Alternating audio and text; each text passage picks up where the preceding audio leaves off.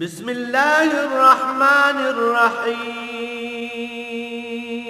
الرحمن علم القرآن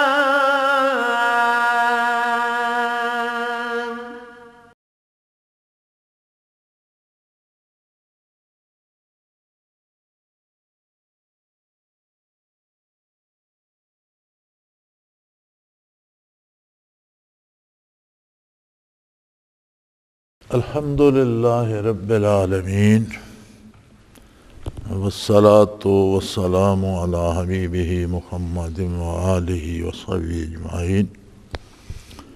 اعوذ باللہ من الشیطان الرجیم، بسم اللہ الرحمن الرحیم۔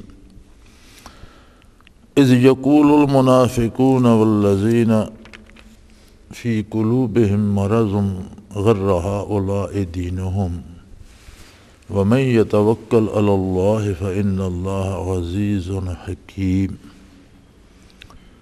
وَلَوْ تَرَىٰ إِذْ يَتَوَفَّى الَّذِينَ كَفَرُوا الْمَلَائِكَةُ يَضْرِبُونَ وُجُوهَهُمْ وَأَدْبَارَهُمْ وَذُوقُوا عَذَابَ الْحَرِيقِ ذَلِكَ بِمَا قَدَّمَتْ أَيْدِيكُمْ وَأَنَّ اللَّهَ لَيْسَ بِظَلَّامٍ لِّلْعَبِيدِ كَدَابِ آلِ فِرْعَوْنَ والذین من قبلہم کفروا بآیات اللہ فأخذہم اللہ بذنوبہم ان اللہ قوی شدید العقاب۔ ذلک بأن اللہ لم یک مغیرا نعمة انعمها علی قوم حتی یغیروا ما بانفسہم وان اللہ سمیع علیم۔ اللہم سبحانک لا علم لنا الا ما علمتنا انک انت العلیم الحکیم۔ مولایا صلی وسلم دائما ابدا علی حبیبک خیر الخلق کلہم۔ اذ یقول المنافقین والذین فی قلوبہم مرض غر ہؤلاء دینہم وَمَن يَتَوَكَّلْ عَلَى اللَّهِ فَإِنَّ اللَّهَ عَزِيزٌ حَكِيمٌ۔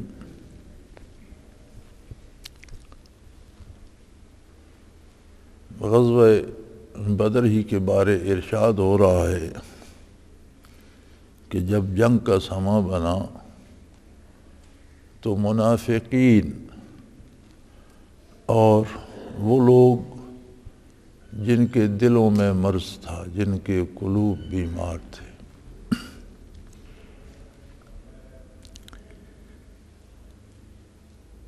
منافق اسے کہتے ہیں جس کا آخرت پر تو یقین نہیں ہوتا، دنیاوی مفاد کے لیے جمعیت دیکھ کر، طاقت دیکھ کر، مسلمانوں کی یہ قوت دیکھ کر خود کو مسلمان کہنے لگتا ہے، نمازیں بھی پڑھنا شروع کر دیتا ہے، روزے بھی رکھتا ہے، ارکان دین پہ عمل بھی کرتا ہے، لیکن اسے دل سے ان صداقتوں کا یقین نہیں ہوتا جن پر یقین کرنے کا حکم اللہ اور اس کے رسول صلی اللہ علیہ وسلم دیتے ہیں۔ تو چونکہ آخرت کا، قدرت باری کا، عظمت الہی کا ادراک ہی نہیں ہوتا، تو وہ محض دنیاوی اسباب و وسائل سے اندازے لگاتے ہیں۔ چنانچہ جب بدر کا سماں بنا اور 313 نہتے لوگ نبی کریم صلی اللہ علیہ وسلم کے ساتھ میدان میں اترنے کو چلے اور ادھر سے کفار کا لشکر چلا، تو وہ منافق کہنے لگے غر ہؤلاء دینہم، ان لوگوں کو یعنی مسلمانوں کو ان کے دین نے کسی خوش فہمی میں مبتلا کر دیا ہے، بھول میں ڈال رکھا ہے، یعنی کسی خوش فہمی میں مبتلا کر دیا ہے۔ یہ سمجھتے ہیں کہ ہم چونکہ مسلمان ہیں، اللہ ہمارے ساتھ ہے اور ہم غالب آ جائیں، یہ محض ان کی خوش فہمی ہے، نتائج ہمیشہ اسباب پر ہی ہوتے ہیں، اور انہیں مسبب الاسباب تک ان کی نگاہ نہیں تھی۔ اسباب میں نتائج بھی تو اللہ کریم ہی پیدا فرماتے ہیں، وہ جو چاہے نتیجہ پیدا فرما دیں، لیکن چونکہ ان کے دل بیمار تھے، فی قلوبہم مرض، ان کے دلوں میں مرض تھا۔ دل کا مرض کیا ہوتا ہے اور دل کی صحت کیا ہے؟ دل کا مرض ہوتا ہے اللہ کی یاد سے غفلت، اللہ کی عظمت سے ناآشنائی اور اللہ سے دوری۔ یہ چیز آخرت کو فراموش کرا دیتی ہے اور آدمی محض دنیاوی وسائل پہ اس کی نظر رہ جاتی ہے اور وہ دنیاوی اعتبار سے تجزیے کرتا رہتا ہے۔ یہ تب سے اب تک ہم دیکھ رہے ہیں، لوگوں کے اندازے، تجزیے، تبصرے آج کل بھی سنتے رہتے ہیں۔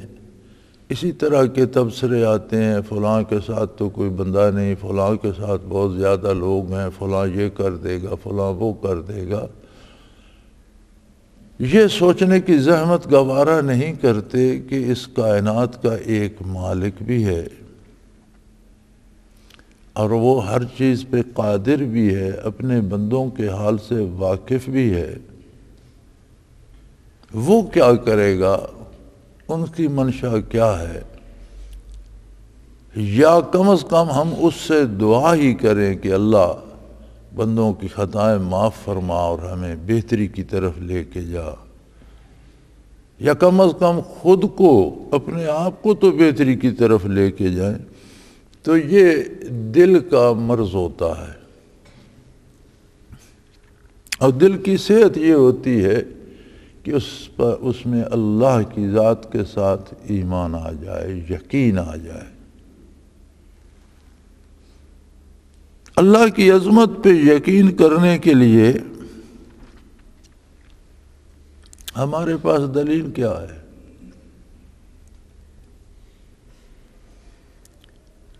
ہمارے پاس ایک ہی دلیل ہے کہ رسول اللہ صلی اللہ علیہ وآلہ وسلم نے اللہ کے ساتھ ایمان لانے کی تعلیم دی اور فرمایا اللہ واحد ہے، بے مثل و بے مثال ہے، خالق ہے، رازق ہے۔ یہ ساری بات صرف اللہ کے رسول صلی اللہ علیہ وسلم نے ارشاد فرمائی، اور 30 پارے قرآن کریم عطا فرمایا جو اللہ کا ذاتی کلام ہے۔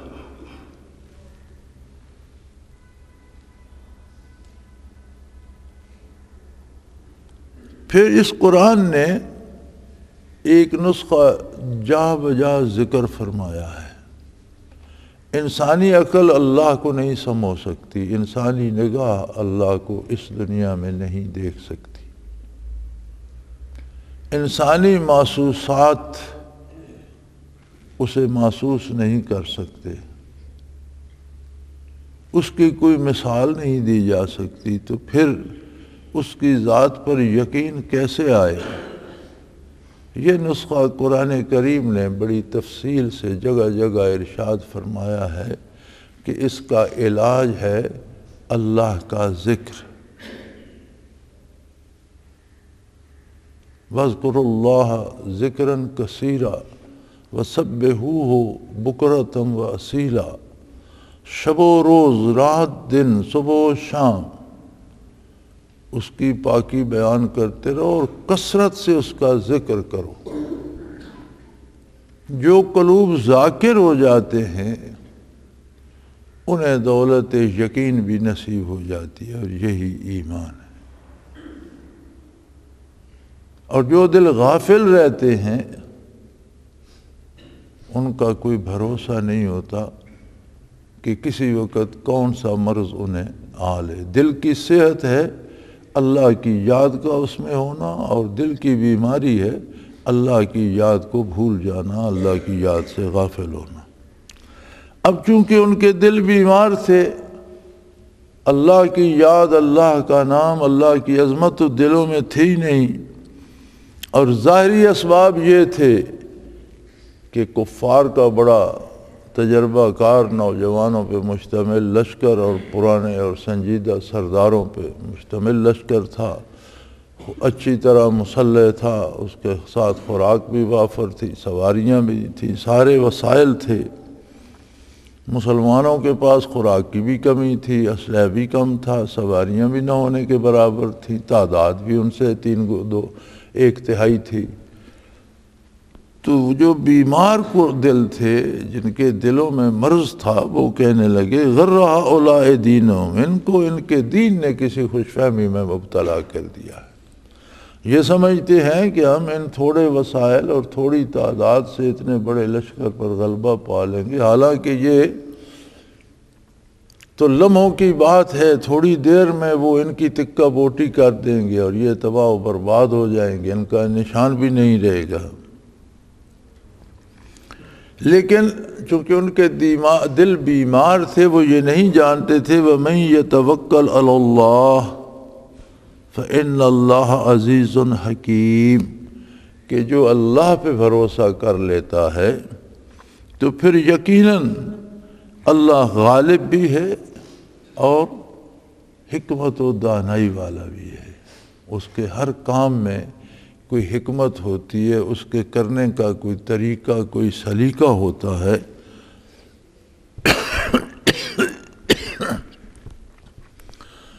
توکل علی اللہ، یہ نہیں ہے کہ بندہ کام چھوڑ کے بیٹھ جائے کہ میں نے توکل کر لیا ہے۔ توکل علی اللہ یہ ہے کہ دنیا میں جو جائز وسائل اللہ نے اسے دیے ہیں ان سب کا اہتمام کرے۔ توکل علی اللہ یہ ہے کہ روزی کے لیے جائز اور حلال وسائل اختیار کرے۔ توکل علی اللہ یہ ہے کہ پڑھنے کے لیے مطالعہ کا یا استاد کا یا پڑھائی کا اہتمام کرے۔ توکل علی اللہ یہ ہے کہ اپنی ضروریات پورا کرنے کے لیے محنت کرے، جو اس کے بس میں ہے وہ کرے، اور پھر اللہ سے دعا کرے کہ یا اللہ جو میرے بس میں تھا میں نے کر دیا، اب تیرے بس میں ہے، تو مہربانی فرما، اس میں بہتر نتائج پیدا فرما، میری ضرورتیں پوری فرما، مجھے دوسروں کا محتاج نہ رکھ۔ کام کاج چھوڑ دینا، اسباب چھوڑ کے بیٹھ رہنا توکل نہیں ہے۔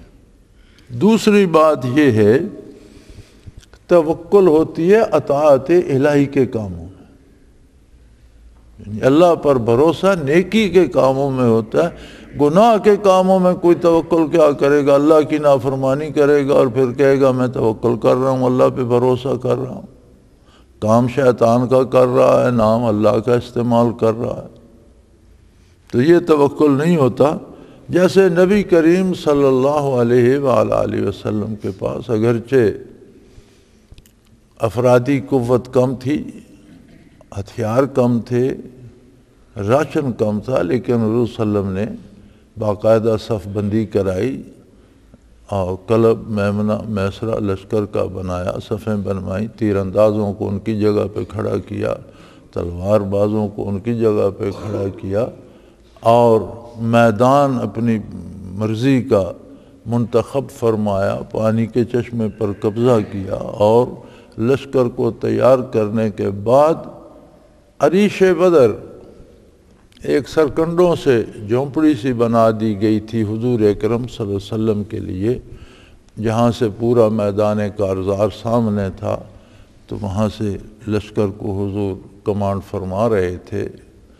تو عریش بدر میں تشریف لے گئے اور اللہ کریم سے دعا فرمائی کہ یا اللہ جو میرے بس میں تھا وہ تو میں نے کر دیا، اب آگے تیرے بس میں ہے، تو مہربانی فرما۔ اور بڑی عجیب دعا فرمائی حضور نے کہ یا اللہ یہ جو افراد تیری راہ میں کھڑے ہیں یہ سارے کا سارا اسلام ہے، میں سارے کا سارا اسلام میدان میں لے آیا ہوں، اگر یہ لوگ یہاں کھیت رہے فلن تو بد ابدا، تو شاید قیامت تک پھر کوئی تیرا نام لینے والا پیدا نہ ہو، یہ بنیاد ہیں دین کی، اللہ انہیں کامیاب فرما۔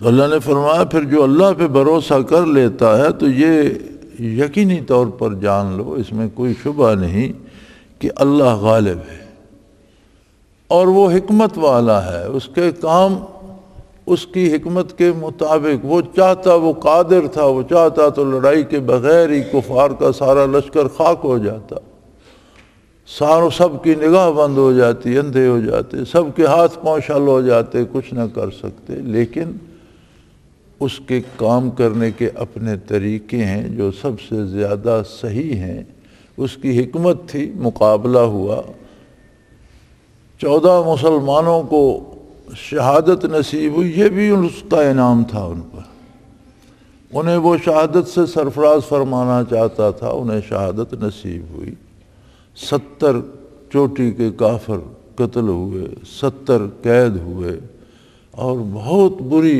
شکست ہوئی مشرکین مکہ کو۔ اور پھر صرف یہی بات ختم نہیں ہو جاتی کہ حق کے مقابلے میں باطل کو ہمیشہ شکست ہوتی ہے، بات یہاں ختم نہیں ہوتی، مر کے ان کی جان بچتی نہیں ہے کہ چلو مر گئے، شکست ہو گئی، قصہ ختم ہو گیا، نہیں، فرمایا اے مخاطب اگر تو وہ سما دیکھے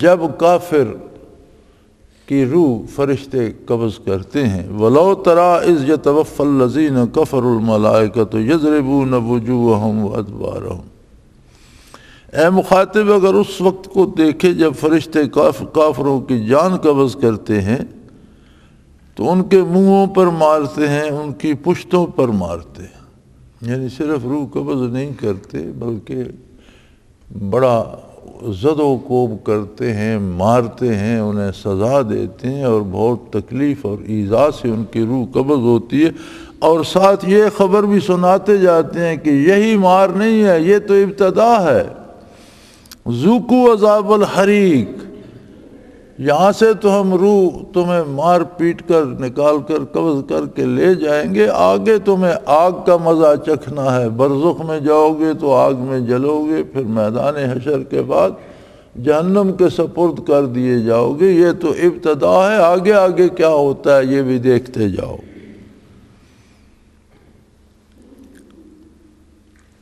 اور اللہ کریم کو کوئی ضرورت نہیں کہ وہ اپنی اس حقیر سی مخلوق کو عذاب کرے، اس کی شان بہت بلند ہے، وہ ساری کائنات کا خالق بھی ہے، مالک بھی ہے، انسان ایک حقیر سی مخلوق ہے، اس کی کائنات میں کتنی مخلوق بستی ہے، وَإِن تَعُدُّوا وَمَا يَعْلَمُ جُنُودَ رَبِّكَ إِلَّا هُوَ، اللہ کی مخلوق کے جو لشکر ہیں انہیں اللہ ہی جانتا ہے، کوئی دوسرا شمار نہیں کر سکتا کہ کتنی مخلوق ہے۔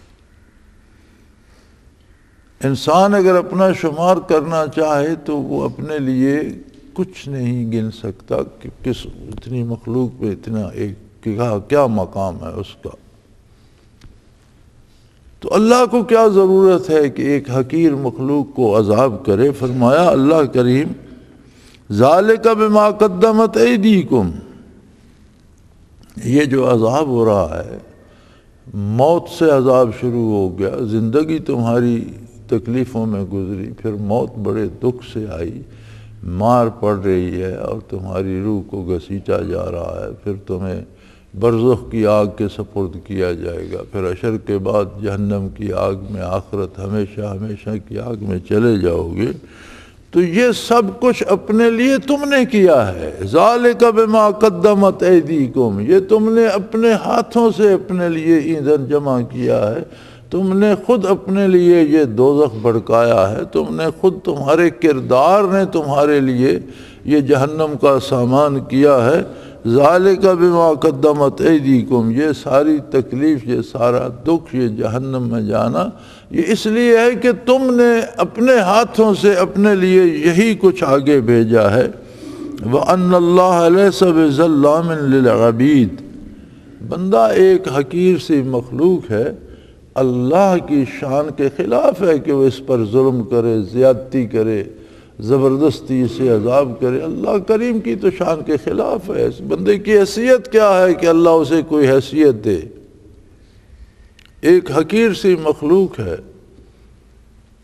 لیکن تمہیں دنیا میں اختیار دیا گیا۔ اللہ اتنا کریم ہے، اس نے تمہیں پیدا فرمایا، عقل و خرد سے نوازا، علم و عمل کا موقع دیا، انبیاء مبعوث فرمائے، کتابیں نازل فرمائیں، ساری انسانیت کے لیے محمد الرسول اللہ صلی اللہ علیہ وسلم کو مبعوث فرمایا، 30 پارے قرآن نازل فرمایا۔ پھر اتنا کریم ہے کہ پہلی آسمانی کتابیں بھی بدل گئیں، قرآن کی حفاظت کا قیامت تک ذمہ اس نے لے لیا کہ اس میں کوئی تبدیلی نہیں ہوگی۔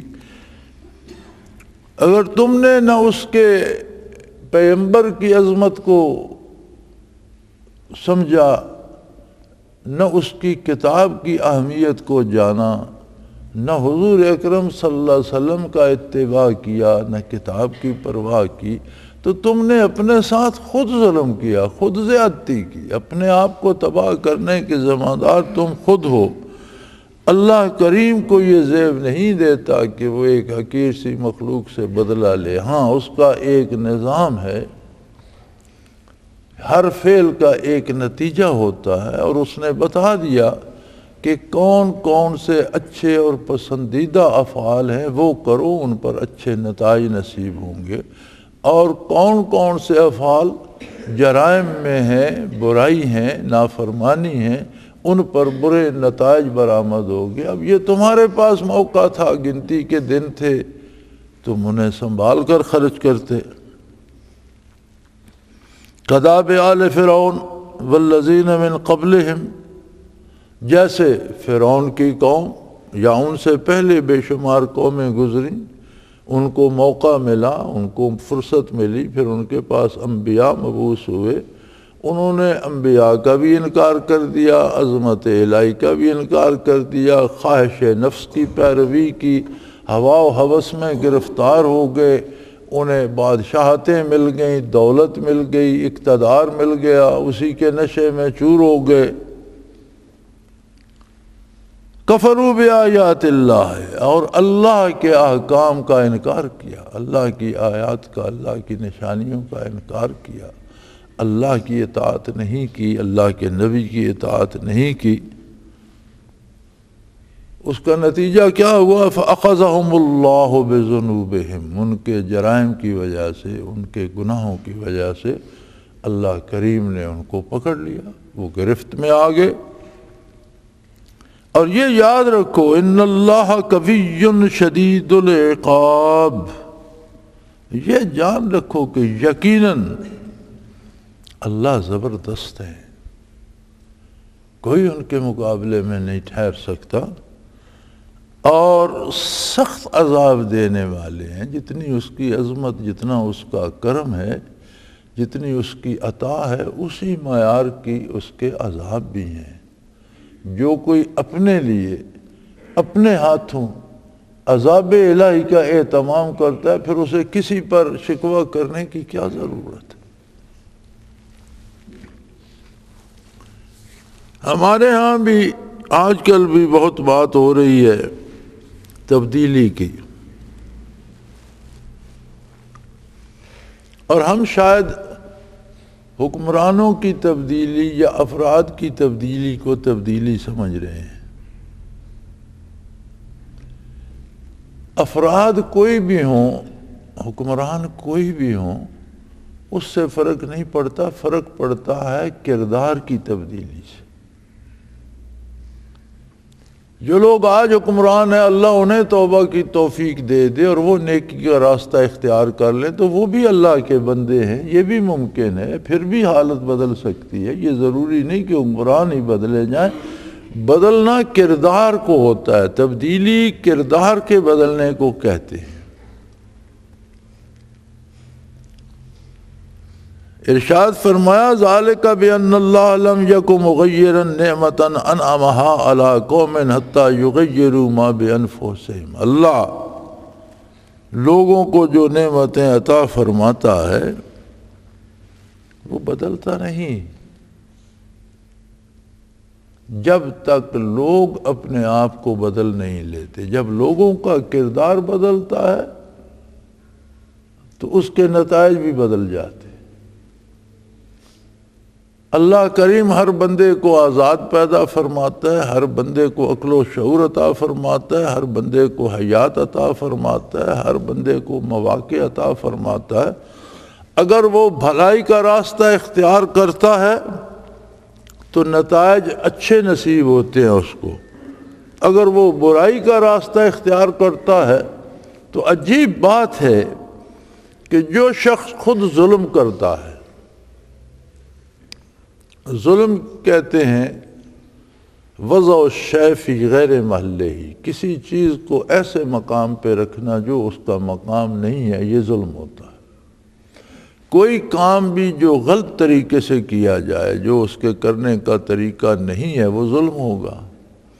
اب بندہ خود جھوٹ بولتا ہے، رشوت لے لیتا ہے، یا رشوت دے کر اپنا ناجائز کام کرواتا ہے، سفارش کرتا ہے یا سفارش کرا کے ناجائز فائدہ اٹھاتا ہے، کاروبار کرتا ہے تو لوگوں کو دھوکہ دیتا ہے، بتاتا اور ہے بیچتا کچھ اور ہے، قیمت ہوتی کچھ اور ہے، لے اور لیتا ہے، زیادہ لے لیتا ہے، لینے میں زیادہ لے لیتا ہے، دینے میں کم دیتا ہے. تو یہ سارے کیا ہیں؟ مختلف اقسام ہیں ظلم کی.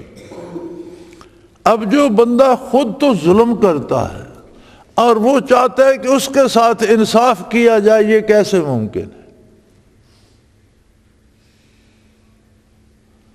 یہ تو کھیتی ہے جو ہم بیج رہے ہیں. ایک آدمی جو بیجتا ہے اور وہ سمجھتا ہے کہ جب فصل پک کر تیار ہو تو گندم حاصل ہو مجھے. بھئی جو بیج کر گندم کہاں سے آئے گی؟ گندم از گندم بروید جوز جو از مقافات عمل غافل مشو. گندم بیجو گے تو گندم ہوگی، جو بیجو گے تو جو اگیں گے، جو ہی حاصل ہوں گے. اعمال کے نتائج سے بے خبر نہیں ہونا چاہیے.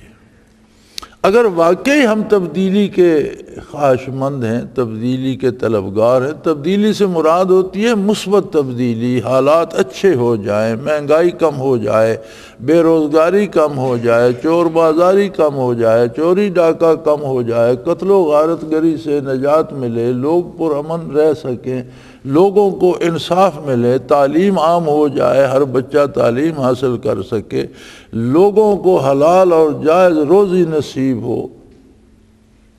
تو بڑے بڑی قیمتی چیزیں ہیں جن کے ہم طلبگار ہیں. اس سب کے لیے ہمیں اپنے اندر تبدیلی پیدا کرنی ہوگی. ہم اپنا عقیدہ درست کریں، ہم اپنا کردار درست کریں، ہم اپنی گفتار درست کریں، ہم اپنے اعمال درست کریں. جب ہم درست ہوں گے تو جو نتیجہ ہمارے ساتھ آئے گا وہ بھی درست آئے گا. یعنی تبدیلی کی بنیاد یہ نہیں ہے. اب ہمارے سیاستدانوں کی کوشش ہوتی ہے کہ اپنی سیاسی جماعتوں میں بڑے بڑے بااثر لوگوں کو، ذمہ داروں کو جن کے پاس مظاہرین کے ووٹ ہیں، کاروباری لوگوں کو جن کے پاس ملازموں کے ووٹ ہیں، وڈیروں، سرداروں، نوابوں کو لے آئیں. وہ یقیناً سیٹیں جیت لیں گے، ان کے پاس ملازم ہیں، مظاہرے ہیں، غریب لوگ ہیں، ان سے ووٹ لے لیں گے اور یوں ہماری سیٹیں بن جائیں گی اور ہمیں حکمرانی کا موقع مل جائے گا. تو اس سے کیا تبدیلی آئے گی؟ یہ تبدیلی تو ہوگی کہ کچھ لوگ چلے جائیں گے، کچھ لوگ حکومت میں آ جائیں گے، لیکن عام آدمی کی حالت نہیں بدلے گی. ظلم شاید اور بڑھ جائے گا، ناانصافی ہو سکتا ہے اور بڑھ جائے، مہنگائی اور بڑھ جائے. تبدیلی کا مطلب یہ ہے کہ یہ حالات بدلیں، ظلم رک جائے، ظلم کم ہو جائے. اگر رکتا نہیں تو کم تو ہو، قتل و غارت گری کم ہو جائے، لوٹ مار اور رشوت کا بازار کم ہو جائے. تو اس کے لیے ہمیں پہلے خود کو بدلنا ہوگا. فرمایا اللہ کریم کسی کی حالت تبدیل نہیں فرماتے، اس کو انسان کو عقل دیا ہے، شعور دیا ہے اور بتا دیا ہے کہ کس کام کا نتیجہ کیا ہوگا. ہمیں جھوٹ ترک کرنا چاہیے، سچ بولنا چاہیے، ہمیں چوری چھوڑ دینی چاہیے، مزدوری کرنی چاہیے، ہمیں ظلم نہیں کرنا چاہیے تاکہ ہم پر ظلم نہ ہو۔ اور اللہ کے قانون اتنے مضبوط ہیں، اتنے پکے ہیں کہ کروڑوں لوگ اگر جھوٹ بول رہے ہیں، زیادتی کر رہے ہیں، تو ان میں چند لوگ اگر سچ بولنا شروع کر دیں گے تو وہ چند لوگ آتش نمرود کی طرح، جس طرح آتش نمرود میں ابراہیم علیہ السلام محفوظ رہے تھے، پورے معاشرے کی برائی میں وہ لوگ جو دامن حق تھام لیں گے، اللہ انہیں محفوظ رکھے، ان کی زندگی پرسکون ہوگی اور وہ مختلف مظالم سے محفوظ ہوں گے۔ تو اگر ساری قوم اپنے حالات بدل دے، دکاندار کم تولنا چھوڑ دیں، دکاندار دھوکہ دینا چھوڑ دیں، جو پیسے لیتے ہیں اس کی صحیح چیز دیں، مزدور دیانتداری سے مزدوری کرے، مالک کسی مزدور کا حق نہ مارے، اگر ہم میں یہ تبدیلی آئے گی تو حالات بدل جائیں گے، یہی ملک جنت بن جائے گا، انصاف کا دورہ ہوگا، بے روزگاری ختم ہو جائے گی، کسی کو کسی سے کوئی اندیشہ نہیں ہوگا، کوئی ڈر نہیں ہوگا، عدل ہوگا، انصاف ہوگا۔ تو فرمایا اللہ کریم کا قاعدہ یہ ہے کہ جب تک لوگ خود کو نہیں بدلتے وہ ان کے حالات تبدیل نہیں فرماتا، اسے زیب ہی نہیں دیتا کہ ایک آدمی جو بیج رہا ہے تو وہ اس پر گندم اگا دے۔ کیوں اگا دے؟ اس کا اپنا قانون ہے، جو سے جو پیدا ہوں گے، وہ لوگوں کے لیے تو اپنا قانون تبدیل نہیں فرمائے گا۔ گندم بیجیں گے، گندم اٹھائیں گے۔ اپنی زندگی میں تبدیلی لاؤ، حالات میں تبدیلی آ جائے گی۔ اگر تھوڑے لوگ بھی حق کا دامن تھام لے، اللہ ان کے لیے بدامنی میں بھی امن پیدا فرما دیتے ہیں، اس چور بازاری میں بھی انہیں محفوظ رکھتے ہیں۔ اور جو خود برائی کرتے ہیں، ہر بندہ یہ چاہتا ہے کہ میں تو جو چاہتا ہوں کرتا رہوں، چوری بھی کروں، ڈاکہ بھی کروں، جھوٹ بھی بولوں، رشوت بھی کھاؤں، لیکن میرے ساتھ بہت انصاف ہونا چاہیے۔ یہ کیسے ممکن ہے؟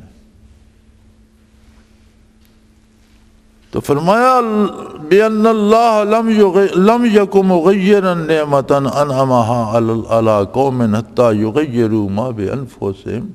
اللہ وہ نعمتیں جو کسی قوم کو عطا فرماتے ہیں وہ چھینتے نہیں ہیں، ان کے حالات تبدیل نہیں کرتے جب تک وہ خود اپنے آپ کو کے حالات کو تبدیل نہیں کر لیتے۔ جب وہ برائی پہ، نافرمانی پہ آ جاتے ہیں تو وہ نعمتیں بھی مصیبت میں اور راحتیں تکلیف میں بدل جاتی ہیں۔ اور یہ بھی یاد رکھو وَأَنَّ اللَّهَ سَمِيٌّ عَلِيمٌ، اور یہ بھی یقینی بات ہے کہ وہ ہر بات کو ذاتی طور پر سننے اور جاننے والے ہیں۔ اللہ ہر بات کو سنتے ہیں جو تمہارے لب سے نکلتی ہے، ہر اس خیال کو جانتے ہیں جو ابھی تمہارے دل میں چھپا ہوا۔ تم نے شاید ابھی سوچا بھی نہیں ہوگا، تمہیں بعد میں خیال آئے گا کہ میں یہ بھی کر لوں۔ اللہ کریم اسے ازل سے جانتے ہیں کہ تم کیا کیا کرو گے۔ یعنی وہاں کوئی غلطی نہیں لگتی کہ تم بھلائی کر رہے ہو اور تم پر ظلم ہو رہا ہے، ایسا نہیں ہوتا۔ تم اچھائی کر رہے ہو اور تمہیں برائی پیش آ رہی ہے، ایسا نہیں ہوتا، بلکہ وہ جانتے ہیں۔ ان کا فرشتوں کا لکھنا، کرامن کاتبین کا ہونا، زمین گواہی دے گی، درخت گواہیاں دیں گے، پتھر گواہیاں دیں گے، انسان کے کردار پر اس کے ہاتھ اور پاؤں گواہی دیں گے، اس کی کھال گواہ بن جائے گی، یا اللہ اس نے یہ بھی کیا، یہ بھی کیا۔ لیکن یہ ساری گواہیاں خود اس انسان کو یقین دلانے کے لیے ہوں گی کہ دیکھ تو جو کچھ کرتا رہا اس کے کتنے گواہ تیرے ارد گرد موجود تھے۔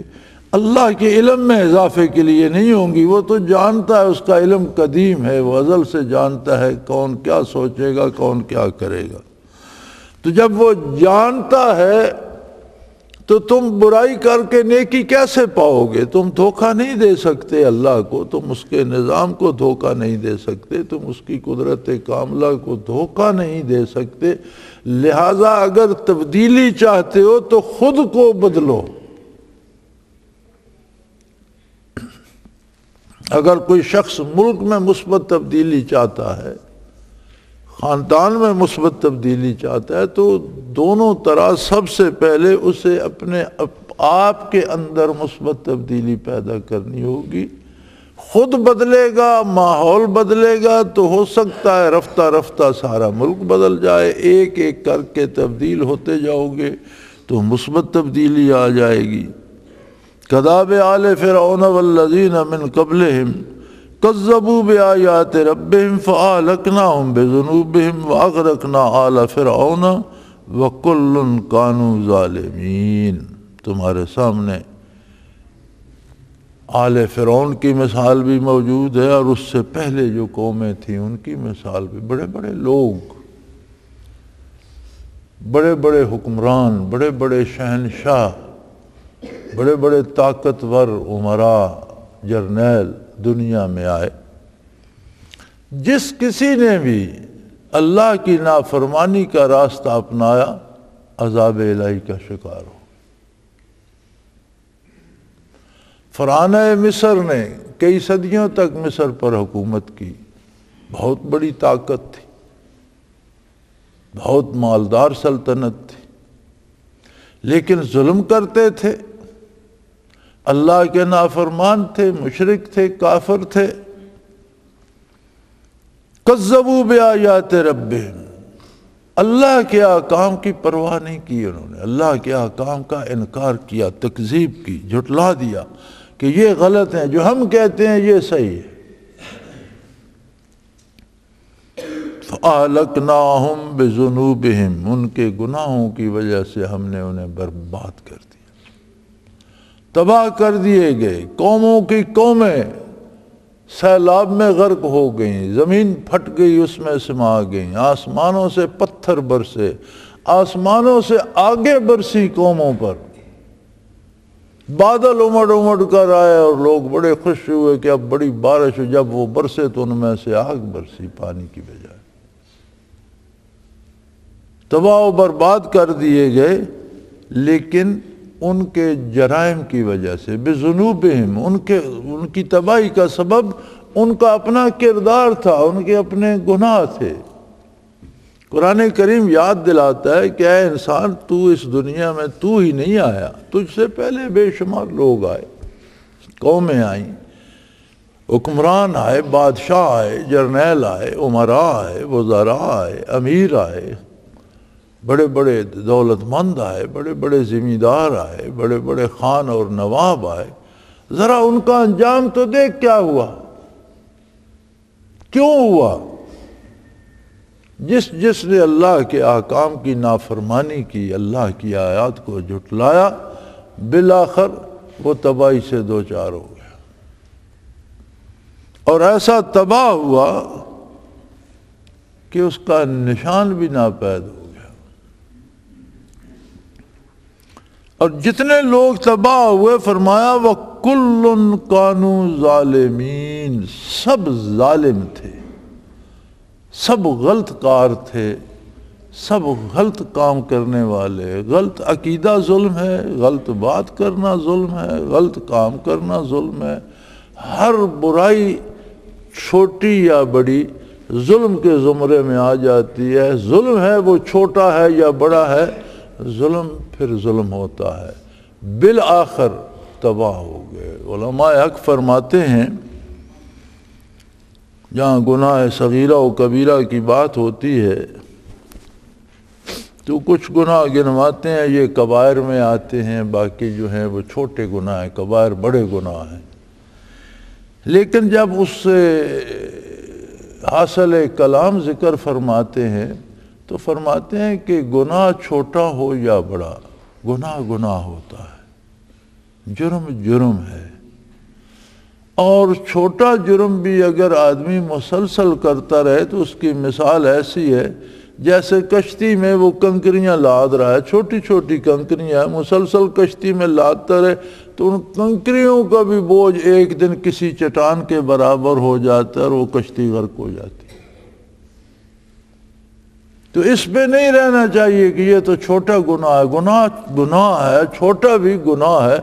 اور اس اعتبار سے دیکھا جائے کہ گناہ اللہ و اللہ کے رسول کی نافرمانی ہے تو پھر کوئی گناہ چھوٹا نہیں رہتا، پھر ہر گناہ بڑا ہو جاتا ہے، چونکہ وہ بارگاہ بہت بڑی ہے، وہ دربار بہت عالی ہے، اور اس کی نافرمانی فرمایا کل کانوا ظالمین، جتنی قوموں پر، جتنے لوگوں پر، جتنی سلطنتوں پر، جتنی ریاستوں پر تباہی آئی وہ سارے غلط کار تھے۔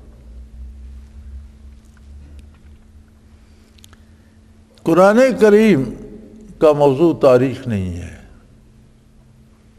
قرآن قوموں کی تاریخ نہیں بیان کرنا چاہتا، قرآن قوموں کے واقعات عبرت کے طور پر ارشاد فرماتا ہے تاکہ ہم ان حالات کی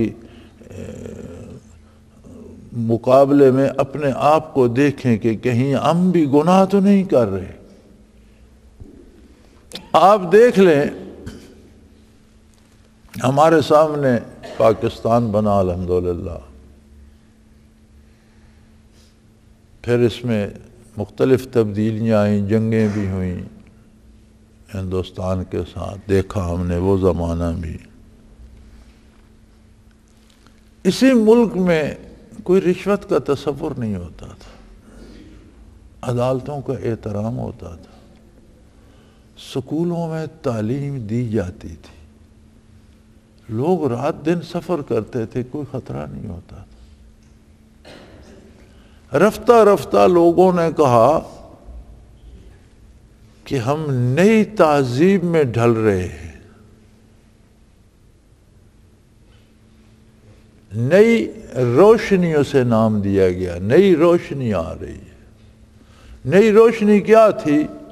بے حیائی عام ہوتی گئی، برائی عام ہوتی گئی، اللہ کی نافرمانی عام ہوتی گئی، بے پردگی عام ہوتی گئی۔ نتیجہ کیا ہوا؟ اس اندھیر کا نام روشنی ہم نے رکھ لیا۔ یہ جو ظلمت تھی، یہ جو اندھیر تھا، اس کو ہم نے روشنی سمجھ لیا، اپنے آپ کو دھوکہ دینے کے لیے ہم نے اس کا نام روشنی رکھ لیا۔ یہ نئی روشنی آ رہی، وہ روشنی جتنی بڑھتی گئی ہمارے حالات اتنے تباہ ہوتے چلے گئے۔ آج اسی ملک میں عدالت میں خود جج محفوظ نہیں، دوسرے کو کتنے جج عدالتوں میں قتل ہو گئے، کتنے لوگ عدالتوں میں قتل ہو گئے، تھانوں میں قتل ہو گئے۔ آج پولیس خود چھپتی پھرتی ہے، تھانوں کے آگے 20-20 فٹ اونچی دیواریں بنا دی ہیں، اور حکمران خود چھپتے پھرتے ہیں۔ تو جو حکمران خود چھپتے پھرتے ہیں جان کے خوف سے، اور جو ادارے خود چھپتے پھرتے ہیں بدماشوں کے ڈر سے، وہ دوسروں کی، پبلک کی، عام آدمی کا تحفظ کیا کریں گے؟ اس کی جان کی حفاظت کا ذمہ دار کون ہوگا؟ تو آپ دیکھ لو کہ روزانہ ہر شہر میں قتل کی خبریں آتی ہیں، تباہی کی خبریں آتی ہیں، لوٹ مار کی خبریں آتی ہیں، اور اب تو مردے بھی محفوظ نہیں ہیں۔ زندوں کو تو خطرہ تھا ہی، اب ہم اس سطح پر پہنچ چکے ہیں کہ لوگ قبریں اکھیڑ کر مردے لے جاتے ہیں، ان کی ہڈیاں بیچتے ہیں، یا بچوں کی قبریں اکھیڑ کر جادو کرتے ہیں، یا کیا کرتے ہیں۔ لیکن اب قبرستانوں میں مردے بھی محفوظ نہیں، قبروں سے مردے نکال لیا۔ آخر ہم کہاں جانا چاہتے ہیں؟ کہاں تک اس برائی میں ہم چلے جائیں گے؟ کب ہمیں خیال آئے گا کہ ہم توبہ کریں، اللہ سے اپنے گناہوں کی معافی چاہیں، اور اللہ کے حبیب سے عہد وفا باندھ لیں؟ ہماری مسلمانی صرف یہ رہ گئی ہے کہ ابھی ربیع الاول آئے گا، ڈھول باجے ہم بجائیں گے، حلوے پکائیں گے، دیگیں پکیں گی، جلوس نکلیں گے، شور شرابہ ہوگا۔ کیا ہوگا جی؟ حضور کی تشریف آوری کی خوشی منا رہے ہیں، اللہ اللہ خیر صدا۔ ربیع الاول گزر جائے گا، خاموشی چھا جائے گی، پھر سال بعد ربیع الاول آئے گا، پھر ہم جلسے جلوس، ڈھول باجے، تماشے اور غیر اسلامی حرکات کر کے معلم اسلام صلی اللہ علیہ وسلم کے آنے کی خوشی منائیں گے۔ یعنی مذاق ہو گیا دین کے ساتھ بھی، کردار رہا نہیں۔ ہر بندہ صرف پیسہ جمع کرنا چاہتا ہے، لوٹ کر، چوری سے، زوری سے، رشوت سے، اور دولت ہی کسی کی عزت کا معیار بن گئی ہے، جس کے پاس جتنا پیسہ ہے وہ اتنا معزز ہے، اس کا نتیجہ بھی وہی ہوگا۔ فرمایا پہلوں کی مثال دیکھو، تم سے پہلے لوگ تم سے زیادہ روشن خیال تھے، کہاں پہنچے؟ کل کانوا ظالمین، یہ سب غلط کار تھے، برائی کرنے والے تھے،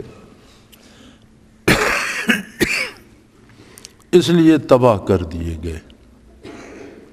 تو لوگوں، اگر ہمیں واقعی تبدیلی چاہیے، مثبت تبدیلی چاہیے، تو ہمیں اپنے آپ کو تبدیل کرنا ہوگا، اللہ کی نافرمانی سے توبہ کرنی ہوگی، رسول اللہ صلی اللہ علیہ وسلم کا اتباع اختیار کرنا ہوگا، اللہ کے قرآن کو پڑھنا، سمجھنا اور اس پر عمل کرنا ہوگا۔ یہ راستہ ہے تبدیلی کا، جسے واقعی ہم تبدیلی کہہ سکتے ہیں۔ یہی انقلاب ہے اور یہی مثبت تبدیلی ہے، جس میں دنیا میں بھی آرام اور امن اور عافیت مل سکتی ہے اور آخرت میں بھی۔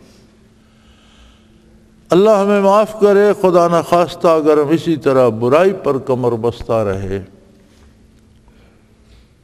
تو پھر کوئی بھی ہمیں بھلائی کی طرف نہیں لے جائے گا۔ اب ہم نے مزید ترقی کر لی، اب پہلے ڈھول باجے، تاشے متاشے، گانے بجانے، ان کی محفلیں الگ ہوتی تھیں۔ اب ایک نئی ترقی ہو گئی کہ سیاسی جلسے میں بھی ڈوم ڈلے اور سارے گویے بلا لو اور لوگوں کو بھی تالیاں مارنے اور اچھلنے کودنے پہ لگا دو، اور یہ تبدیلی آ رہی ہے۔ یار یہ تبدیلی تو بڑی مدت سے آئی ہوئی ہے، اس تبدیلی کا تو ہم بھگت رہے ہیں خمیازہ۔ اب تو کوئی اللہ کے رسول کے نام کی تبدیلی لاؤ، کوئی مثبت تبدیلی لاؤ، کوئی ایسی بات کرو جو شرم و حیا کی طرف لے کر جائے، جو سنجیدگی کی طرف لے کر جائے۔ اور یہ 2011 کا تحفہ ہے کہ 2011 میں پہلی بار سیاسی جلسوں میں بھی گانے بجانے کو آشنا کر دیا گیا۔ کمال ہے، حیرت ہوتی ہے اس قوم کی عقل پر کہ یہ کیا چاہتی ہے اور کیا تبدیلی، کون سی تبدیلی اس کی تمنا ہے۔ اللہ نے پہلی قوموں کے حالات بھی کھول کر ہمارے سامنے رکھ دیے اور یہ فیصلہ فرما دیا کہ جب تک خود کو نہیں بدلو گے تمہارے ساتھ کوئی تبدیلی اچھی نہیں آئے گی۔ یہ کیسے ممکن ہے کہ ایک بندہ خود ظلم کرے اور سمجھے میرے ساتھ انصاف ہو؟ ایسا نہیں ہوگا۔ اللہ ہمیں سمجھ بھی دے، توبہ کی توفیق بھی دے اور ہماری توبہ قبول بھی فرمائے۔ آخر دعوانا ان الحمدللہ رب العالمین۔ اللہ اللہ اللہ اللہ اللہ اللہ اللہ اللہ۔ حضرت امیر محمد اکرم آوان مد ظلہ العالی دارالعرفان منارہ ضلع چکوال میں سالہ سال سے قرآن و حدیث کے اوپر خطابات کر رہے ہیں اور سلسلہ نقشبندیہ اویسیہ کے مطابق لوگوں کو ذکر الہی کی تربیت دے رہے ہیں۔ وہ قرآن پاک کی تفسیر ترتیب وار بیان کر رہے ہیں۔ تفسیر قرآن کو وہ موجودہ ملکی اور بین الاقوامی حالات کے مطابق بیان کرتے ہیں۔ موٹر وے سے کلر کہار کے انٹرچینج سے نکلتے ہوئے، کلر کہار کی جھیل سے ہوتے ہوئے، میانی، بوچھال اور نور پور سے گزرتے ہوئے دارالعرفان منارہ پہنچ سکتے ہیں۔ حضرت امیر محمد اکرم آوان نے بچیوں اور بچوں کی دینی اور دنیاوی تعلیم کے لیے سقارہ اکیڈمی کے نام سے ایک درسگاہ بھی قائم کی ہے، جس کا افتتاح ملک پاکستان کے صدر جنرل محمد ضیاء الحق نے اپنے دست مبارک سے کیا تھا۔ وہ تمام احباب جو اسلام کی طلب رکھتے ہیں ان سے گزارش ہے کہ دارالعرفان منارہ ضلع چکوال میں امیر محمد اکرم آوان صاحب کے خطابات سے مستفید ہوں۔ وہ ہر جمعے کو نماز سے پہلے بیان فرماتے ہیں۔ ہر ماہ کی پہلی اتوار کو ماہانہ اجتماع ہوتا ہے جس میں آپ خصوصی خطاب فرماتے ہیں اور پاکستان کے چاروں صوبوں سے احباب اس اجتماع میں شرکت کرتے ہیں۔ اس کے علاوہ یہاں سال میں 2 مرکزی اجتماعات بھی ہوتے ہیں، ایک رمضان المبارک میں اعتکاف کا اجتماع اور دوسرا جولائی اور اگست میں 40 دن کا اجتماع ہوتا ہے جس میں روحانی تربیت کی جاتی ہے۔ اپنا خون سیماب دے کر اتنا ہم کر جائیں گے، نام آقا کا چمن میں پھر رقم کر جائیں گے۔